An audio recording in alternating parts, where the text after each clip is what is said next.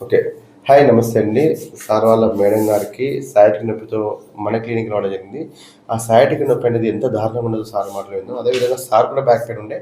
Sir కూడా తగ్గిపోయింది. అసలు ఈ వీడియో తీయడానికి కారణం ఏంటంటే సయాటిక్ ఉన్న వాళ్ళు చాలామంది కూడా వాళ్ళ బాధ ఎలా ఉంటదంటే సూసైడ్ అటెంప్ట్ చేసుకుందామనే ధోరణి ఉంటది మైండ్‌లో. అంత విపరీతమైన పెయిన్ ఉంటది.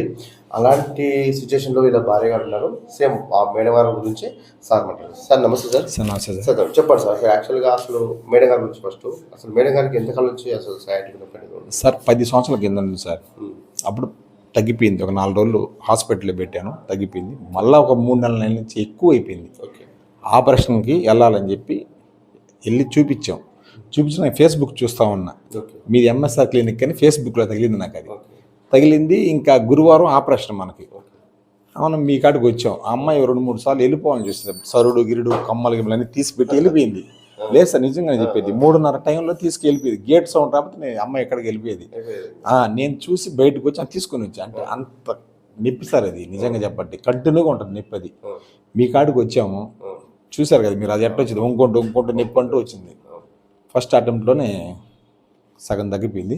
2 అటెంప్టే మనం చేయించుకుంది, అంతే అయిపోయింది ఆడికి. మేము కాకపోతే ఇంక 2 సార్లు వచ్చి చేయించుకోవడం. మా భార్య రేపు వచ్చే వారం వస్తున్నాం సార్ మేము. సరే ఇంట్లో ఎలా ఉంటుండే ప్రవర్తన ఎలా ఉంటుంది? ఆ పెయిన్ ఇజ్జుగు పుడుతుంది సార్ అమ్మాయికి, అంతే.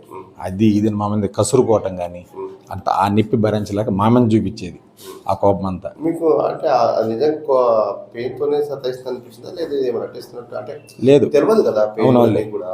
ఆమె కూడా కనపడదు, నీకు కనపడదు. జ్వరం అయితే ఒళ్ళు వేడి ఉంటుంది.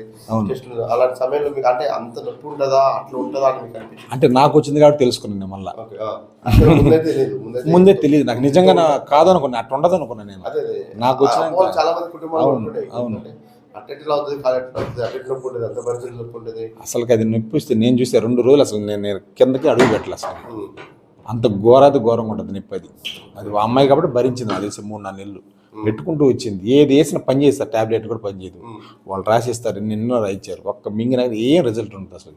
ఎన్ని హాస్పిటల్ తిరిగారు మినిమం? సార్ ఒకటి కాదు, అపోలో తిరిగి నెల్లూరులో, నారాయణ, ఏమా సాధన, ఓకే. మెయిన్ హాస్పిటల్, హాస్పిటల్ ఇవన్నీ. మెయిన్ హాస్పిటల్స్ మొత్తం తిరిగింది. దాదాపు ఒక 2 లక్షల దాకా ఖర్చు పెట్టుంటా. ఎంఆర్ఐలు చూశారు కదా, నేను తెచ్చాను 4 తెచ్చాను. నేను 4 హాస్పిటల్స్ తెచ్చా, కానీ ఏం రిజల్టే లేదు. ఎంఆర్ఐ ఎందుకు తీస్తారు వాళ్ళు?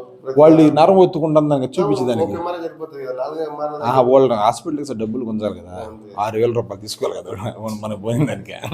దానివల్ల అంటే ఒక ఎంఆర్ఐ అయిపోయేది కదా.